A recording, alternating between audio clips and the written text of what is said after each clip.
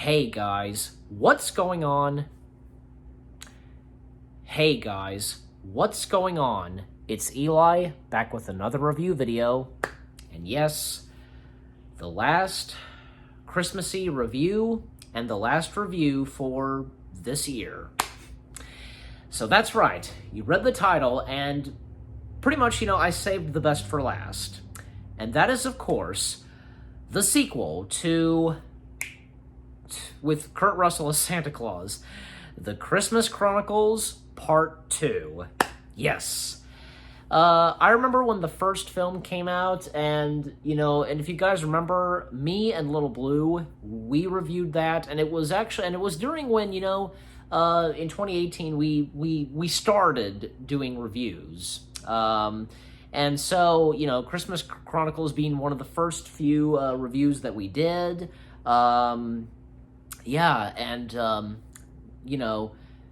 since it's still, last year in 2020, we had part 2 of the Christmas Chronicles came out, and I don't know, because I don't know what took me so long, just, a year later to watch this, and just like with what I said in my review of Noel, but, But anyway, so again, I'm saving the best for last, and what a way, in the grand finale for, reviewing Christmassy films for this year.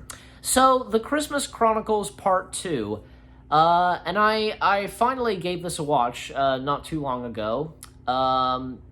It's great. It's a really good, actually, I don't think it's a not bad sequel, and this time, the sequel was directed by none other than the director of the first 2 Harry Potter films, The Adventures of Babysitting, and he's also Home Alone, and he's also a writer, Chris Columbus. Yeah, so he was a producer of the first film, but he would direct the sequel. So that's nice, And Chris Columbus directing, a Christmas Chronicles film. Why not? It's Chris Columbus. Oh yeah, and I even forgot to mention, he also directed, say, a movie with Robin Williams as a robot. The first Percy, I think he directed both Percy Jackson films. I can't remember, but Anyway, so the story with the Christmas Chronicles, it actually has a pretty good story.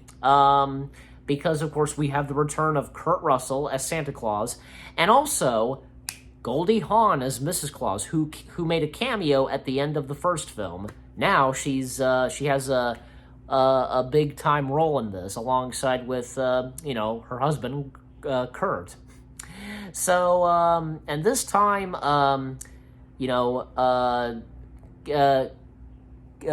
Kate Pierce, played by this sweet and, adorable actress, Darby Camp.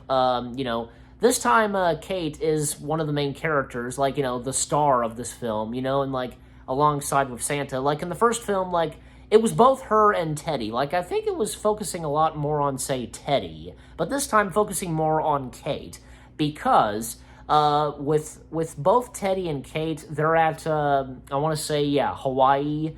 And, because with their mom, Claire, and, her boyfriend, Bob Booker, and Bob Booker's son is there as well, Jack Booker. And, the thing is, well, Claire and Bob, they share one thing in common. They lost their loves. Of course, Claire and her 2 kids, they lost their... okay, to put it this, Claire lost her husband and the father of her kids, and, Bob, he lost his wife and the mother of his son. So, yeah. And Kate is not really comfortable with this and not too happy with what's going on, and because of her dad, you know what I'm saying? Just, yeah. And also, the antagonists of this film, Belle Snickle, yeah, I think I said that right, yeah. Belle Snickle, played by Julian Dennison, yeah. So, Julian Dennison plays the main antagonist, Belle Snickle, who, we see him as, like, a human, and, he's tall, like, but he's real, he is an elf, but he almost looks like human. So, and at one point, Belsnickel like tracks down Darby and like has Darby. Well, I'm saying the actress's name Darby, but Kate. Sorry. He pretends to be like a golf cart transportation, and he opens a portal, and with Jack attacking alongside Kate, they travel to the North Pole, and with Santa saving them, and Jack meeting Santa, Mrs. Claus, and the elves for the first time, and Kate is well known in the North Pole, very recognizable, and so on. And we get to see a lot of the North Pole, which is great. And even at one point, Kate and Jack, they suggest why not have the Santa's village be the Mrs. Claus village. That's pretty funny. And we get to know the backstory / origin of Belsnickel, which is really cool. Like he's at one point he became naughty, and then he became a human. He was once an elf, now a human. And in the origin of Belsnickel, we also get the origin of Santa, Saint Nick, and when he found the elves, and they went to the North Pole. Yeah, that's a nice backstory there. And even at one point, Belsnickel like steals the Star of Christmas, and also turning the elves into naughty elves. And at one point, because Belsnickel like sends Santa and Kate back in time to 1990, and even like say Belsnickel's sleigh and his like own flying reindeer, they're like hyenas or something, I want to assume. And there's also this one elf that was alongside with Belsnickel, and this snowy cat, and I forget their names, but and also one of the even the snowy cat injures one of the reindeer, and I forget which one it was. Was it Blitzen? I think it was Blitzen. I don't know, but also oh yeah, because I forgot to mention Teddy does not tag along with his sister and Jack, because he remains behind back at the beach, and I think with a girl he's dating. I want to assume I assume it's her, like Amanda Cleghorn, if I even said that right, I don't know. But when they travel to 1990, Santa and Kate, they're at an airport, and Kate trying to get batteries for that machine that they got from Belsnickel that he threw on the sleigh, setting them back to 1990. And Kate gets taken in by the police because of kids, who don't have a passport and so on. And she meets this one boy who is a very smart kid, and helps her get out of there. And just like in the first Christmas Chronicles film with Santa, there's a song number, of course, and it's pretty good. It is pretty good. We find out the boy that was helping Kate, and the wise words he was saying, his name is Doug Pierce. He's the father of, it's Kate's father, it's Kate's father as a teenager in 1990. Yeah, and even say one mentioning, the last line we get from Doug is, this mentioning of always bringing a video camera or something, and that's what we got. That's what was in say the first film. So a nice mentioning there, And so, of course, they make their way back to the present, Santa and Kate, and I'm trying to remember, yeah, because, a couple of, intense scenes, I guess, action scenes, and, trying, a sleigh chase, and Mrs. Claus, having Santa and Belsnickel to stop, and the star, I guess a new star is made, and because at one point the first Star of Christmas, it got destroyed, and then a star was recreated. The Star of Christmas was recreated, bleh. And and the elves are okay. They're no longer naughty, and Belsnickel, he realizes that because he everything was wrong, etc., and he he turns back into an elf, and yeah, it has a great ending to it. I think, yeah, because it has a great happy ending to it. And I forgot to mention, Malcolm McDowell was in this, and he voiced one of the elves who spoke English. Hawken,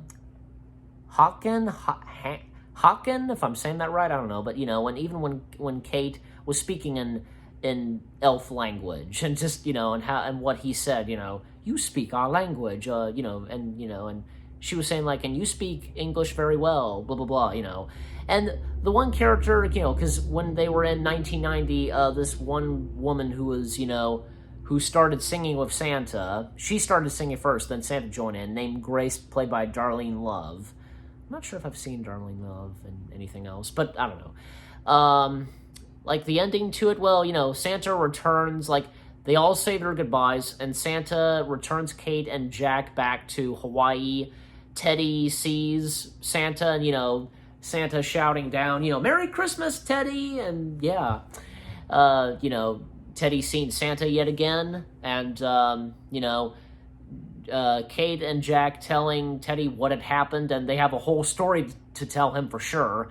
And everything works out okay for Kate and how she feels with, her mom and her boyfriend, Bob. And I think same thing goes for Jack. Because, even Jack having the same kind of feeling like what Kate had earlier in the film. Because, because he lost his mom. So, yeah. And all five of them, they are out at the beach, when the sun is going down, and singing, what song are they singing again? Jeez, I forget. I guess, We Wish You Merry Christmas. No. Oh my gosh, this is gonna drive me crazy. I have to know. Let me see. So the song that they sing at the end of the film, yeah, okay, so as I mentioned, the one song number that Santa has, I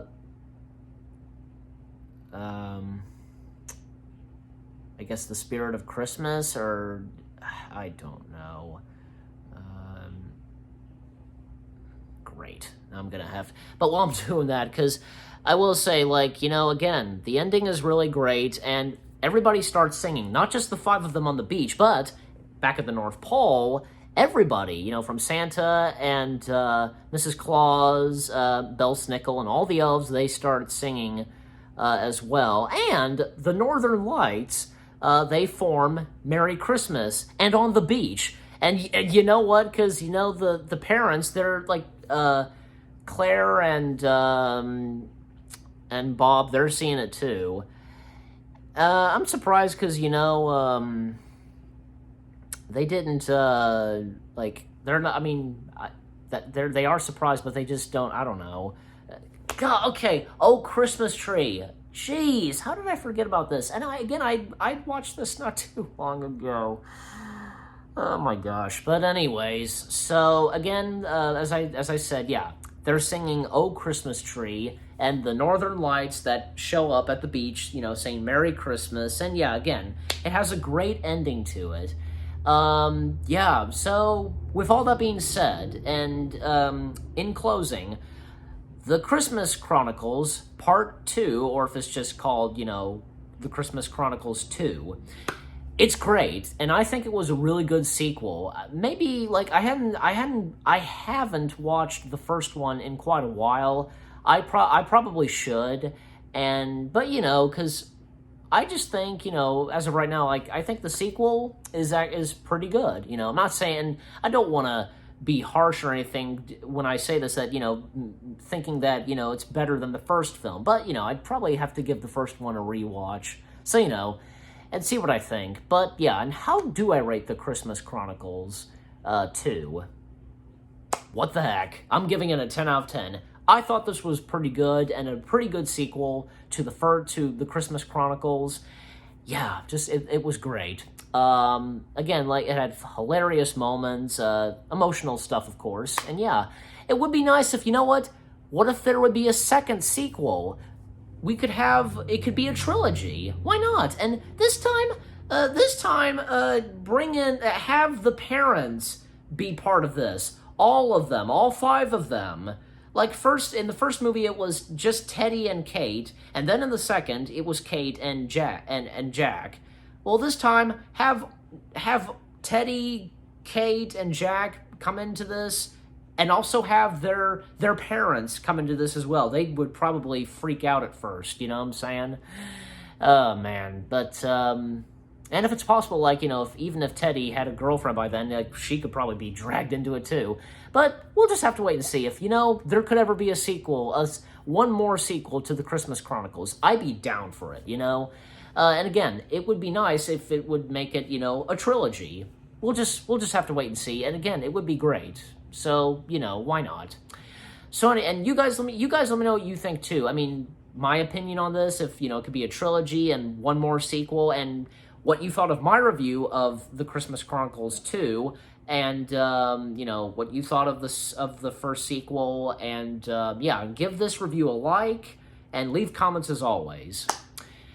Yeah, so again, 10 out of 10 for the Christmas Chronicles 2. And with all that being said, well, this is the last review for reviewing Christmassy films and this year. And so, with that being said, and to put it this, of course, reviewing Christmassy films has come to a close for this year of 2021.